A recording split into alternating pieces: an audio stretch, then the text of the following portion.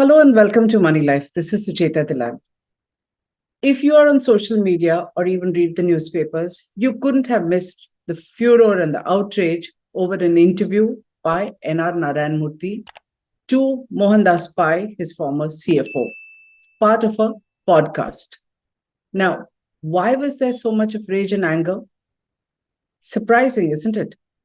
I'm sure the Murtis themselves are most surprised why every time they say something, instead of being revered for their simple middle class super success story, people seem to just lose it.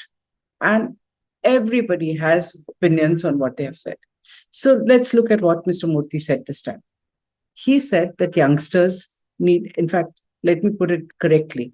He requested that youngsters, or rather India's youth, must emulate the Japanese and the Germans and who rebuilt their respective countries after the World War by working 70 hours a week.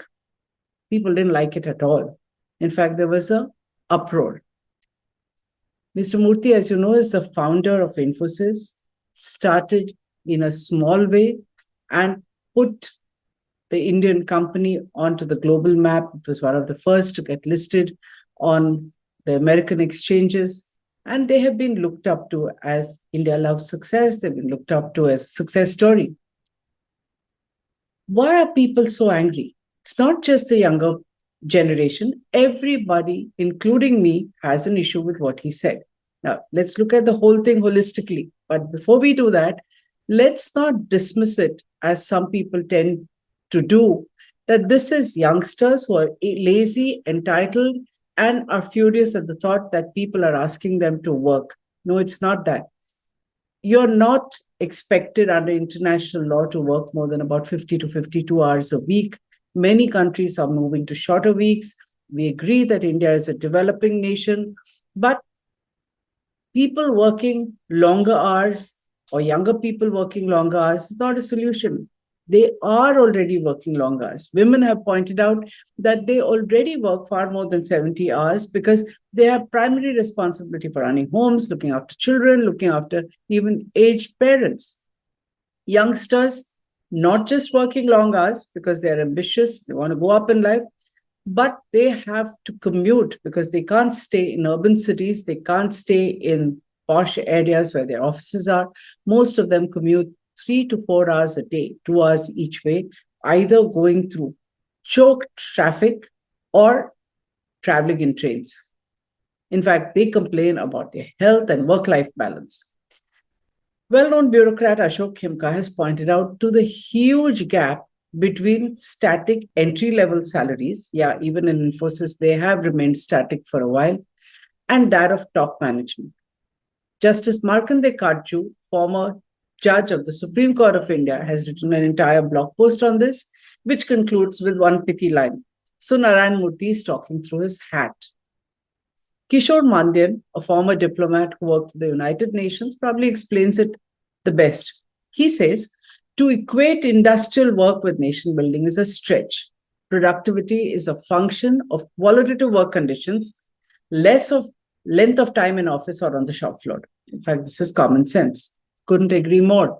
Unfortunately, the 70-hour headline drowned out a lot of what Mr. Murthy had said. He correctly touched upon several important issues. Low productivity among India's employees, government corruption, delays caused by bureaucracy.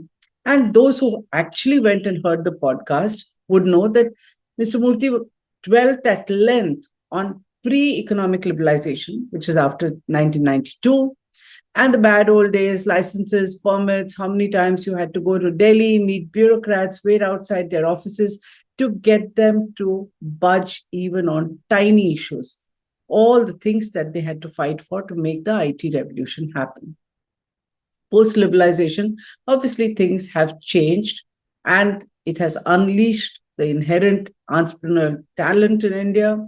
People have done extremely well. We have Indians in leadership positions across the globe. Many of them have left India for the first time, first generation Indians who have gone and succeeded. Mr. Murthy has actually gone on to discuss productivity issues, Then he comes to this point that the youth should contribute to nation building in a message that actually harks back to this whole concept of kartavya kal. We are supposed to work without expectation. Now, social media uh, messaging and outrage, as I have said repeatedly on this video blog, is often manufactured, fomented, misdirected by digital media experts. This time, there is a spontaneity to the outburst because this tech billionaire seems to have touched a wrong nerve. I would say he's slightly out of touch because he's not taking into account the growing income inequality, which is showing signs of translating into social unrest. Those of you who again read would have noticed that this time, when there is social unrest in several states, angry mobs have gone and attacked elected representatives and their homes first. Homes of elected representatives being burned down. This happened in Maharashtra, it's happened in Manipur, it's happening elsewhere, is a dangerous sign. And maybe people are taking lessons from bulldozers being used to quell protests because the government can use bulldozers. Obviously, the lesson to people is you go and attack the houses of people who you hold responsible. Now, let's look at income disparity in a little detail. Large sections of people, thanks to income disparity, are already working over 70 hours a day, not only in urban centers. Like I said, they have to wade through traffic. They do this out of necessity. And we also see signs of it in the large unemployment. People want work, but India has unemployment at 7.1%, even after a small dip in September. Then you have the gig economy, which everyone's very proud about, which is delivery agents who work under contractors, not fully employed. They have gone and created scores of unicorns. Unicorns are companies with billion-dollar valuations. We're very proud of them. The government talks about, look at how many unicorns India has produced. It is built on the back of these gig workers who have absolutely no job security, long, tiring hours. They are working day and night, no pensions, no social security, no corporate benefits. You want to watch your match at 2 in the night, it is they who are delivering your pizza to you because they are working far more than 70 hours. So this leads to the incongruity also of another situation that's happening. On one hand, people working tirelessly with no benefits. On the other hand, you have postgraduate and doctoral qualified people applying for government jobs, willing to work as peons and clerks, even in prosperous states like Kerala, Karnataka, Maharashtra, Goa, and Tamil Nadu. Why do they want those jobs? Obviously, because it's a fat salary, lots of benefits, lots of leave, dearness allowance adjusted to inflation, pension, much less work pressure, much less responsibility. And what Mr. Narayan touched upon, lot of ability for those who wanted to make money over and above what the government pays them. So here you have people well educated from wealthy states, I call them wealthy states, willing to work as peons as long as it's a government job and a permanent job. On the other hand, these same states don't have people to harvest their crop, work in plantations, even bring coconuts down from their trees, or to run the tourism industry, which is booming in places like Goa. So migrant workers have been coming from Uttarakhand, Jharkhand, Bihar, Orissa, the Northeast, and even Bangladesh, and they're flooding the southern states. Why the southern states? Because they are richer. They have a much higher per capita income than the national average, which is 2,300 US dollars. And they have a lower population. In fact, population growth has slowed down significantly in the southern states. So they depend on these workers to come and work in their tea, coffee, cashew, spice plantations, fruits, and tobacco, and what have you. And of course, the big tourism industry. Look at any restaurant in Goa or in South India, the tourist destinations, it has people from Uttarakhand and from the Northeast. These are skilled and unskilled people who are coming here because they don't have employment in their states. They work very hard, more than 70 hours a week, because they need to remit money home, or They want the benefit of having their families being allowed to come and live with them in South India. They're learning the language, they're adapting to the South. In fact, in an eye-opening thread, MK Nidish, whose Twitter handle is MKNid, vividly describes the influence of migrant workers in the South. In fact, I didn't know this, I'm sure you don't, that a 35-seater weekly bus service travels 2,000 kilometers between Odisha and Kerala, charges 3,500 per seat, and is always packed every week. That's the number of people who are traveling up and down, people going back home or coming for work. Doesn't this illustrate how hard people are willing to work to improve their lot? And their own government is unable to provide them worthwhile employment. In fact, Nidish also reveals that 1 in 4 adult males in Kerala, his home state, are interstate migrants. Have you heard? We hear a lot of discussion on what to do for non-resident Indians. These are non-residents from individual states within the country. Have you heard of any government, either state government or central government, paying any focused attention to this social change that is triggered by mass internal migration for work? Their sheer numbers, as well as their plight, was only noticed after COVID, when there was a lockdown and these people came onto the roads, and you realize that so many people are living outside their homes, outside their states, and they were walking home in the most trying conditions. Even after that, COVID is over, these workers have come back because they need those jobs. Many of them said, never again, we won't come back. But they were back as soon as COVID was over because they need employment and they need to work hard to better their lot. Even today, you don't have the government having a special department, a ministry looking at internal migrant workers. Each state may have different issues, but there is nobody looking at it. Now, contrast this with how well the rich are doing. So you have income concentrated in 1% of the people who have so much money, they don't know what to do with it. And this is reflected in the booming market for super luxury cars. In fact, India's luxury car market hit a record high in 2023. BMW, Audis, Mercedes-Benz are flying off the shelves. According to a report, Audi posted a 97% jump in retail sales in the first half of 2023 alone. And it's the same with the great Indian super expensive weddings, destination weddings, super luxury apartments in fancy towers, jewelry, branded products, anything that's extremely expensive is doing well because they have the money. So you have the haves, you have the have-nots, and this dangerous disparity is going to have an impact on our society. Now let's look at the gig economy, which I said has made a lot of these startups what they are. Bhavish Agarwal, founder of Ola Cabs, which we all love, made a difference to us, was one of the first to support Mr. Murthy's views. He thinks people are not working hard enough. They should. Now, we know that the cab hailing business almost came apart because Ola managers and Uber refused to look at their main workers, the drivers.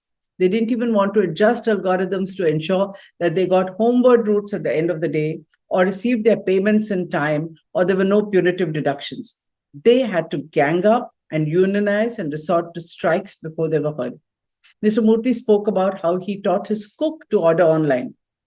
Has he not noticed that delivery agents work grueling hours and they get management attention only when there's a controversy? In fact, the lot of women is worse. Urban Company employs a lot of women. They're in the beauty business.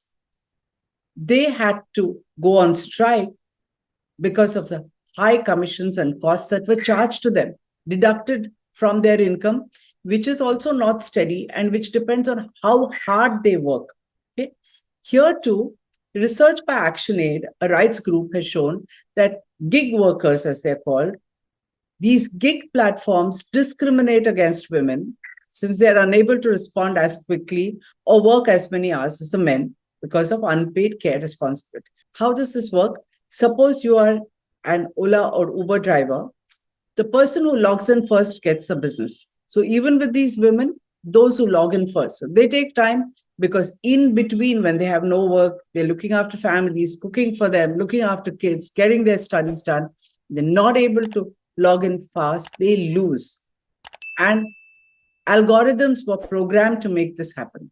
In fact, I would say the entire gig economy is a contributor to income disparity because in these unicorns, rewards and stock options are concentrated at the top, while the workers are left to their own devices unless they unionize. Not only that, these companies have written algorithms which try to guilt shame customers like us into contributing to the income of the delivery workers by providing pre-programmed tips. So instead of the money coming from top management and their stock options and the fancy cars they're buying, we are supposed to add to it because they are not paying enough to their largest employee segment, which is the workers, not even directly hired by them. In fact, Ashok Khemka has put it well. He has put a number to this disparity by pointing out that the chief executive officer of Infosys gets a salary which is 2,200 times that of a fresher. So we are not even talking about the disparity between a gig worker and the CEO. We're talking about engineers, freshers who are coming in straight out of IITs. Even there, the disparity is so huge. Now, let's look at another issue that Mr. Murthy talked about, corruption in government. That is the important one. Mr. Murthy did say that unless we reduce corruption in government at some level, reduce delays in bureaucracy, that's in decision making, we will not be able to compete with those countries that have made tremendous progress. I would go a step further. First, let me elaborate on what he said. He says, every government is as good as the culture of the people. And our culture has to change to that of a highly determined, extremely disciplined, and extremely hardworking people. Now, where does government culture change? Through government employees. So, highly disciplined, corrupt, non-corrupt should start over there. I actually think that these two statements contradict each other because high levels of corruption, callous administration, adds to the time and cost of doing business in India. It forces people to spend more hours on work which is not producing results and is completely unnecessary and avoidable. In fact, Mr. Murthy himself is surely familiar with the anger of company secretaries and chartered accountants over the faulty deployment of MCA 21's version 2 reporting and compliance software. It added countless hours of unproductive work to the schedule of professionals. They had to work late in the night even to be able to log in. And then the finance minister had to summon Mr. Nandan Nilekani once. Even after that, it passed on the baton. So now you have L&T Mindtree, version 3 of the software, and the nightmarish problems, long hours, hard, unproductive work continues. It is well more than 70 hours, not even getting them remuneration. In fact, many of professionals say that they have lost clients because clients don't know where the problem is. They don't know the problem is with the software. They wonder why things are not getting done. Things that are supposed to happen in hours because of technology don't get done in weeks. The same is true for the automated personal taxation system, where again, Infosys had a role to play. The central processing center, is spewing out demand notices that go back to 2003 and 4. We've all been told that you don't need to keep data for more than 7 years. But now when you have a demand notice with interest, no amount of outrage on social media has moved the government to look into this issue or even to waive interest payments when notices were not even served until a few months ago. So if you didn't know that you had to pay something or it was not accepted, why are you being punished by interest? This adds to the cost. This increases work because many people are simply paying up twice, mind you. They have already paid their taxes. They are paying interest, which is illegal, frankly, and unreasonable because the time, cost, and mental harassment of fighting a callous system is significantly higher and may not even deliver results. So one would argue that making the government accountable to people by fighting for our rights should be part of the culture that makes for great nations. But very few industrialists want to encourage the effort unless it specifically hurts their own interest. So if it hurts their own interest, they want people to fight, not otherwise. Finally, let's not forget that the government itself passed Prevention of Corruption Amendment Act in 2018. Yes, every day, all of you have been receiving messages from every government organization to say fight corruption. But in 2018, government amended the rules, making it harder to investigate and prosecute corrupt public servants. So the youth, or all of us who are not so youthful, working 70 hours a week, is not going to benefit the nation. It is going to benefit us as individuals. But for nation building, you need a clean, non-corrupt government. And we need our industrialists to dare say that a little more forcefully. If you agree, share this video and subscribe. Thank you.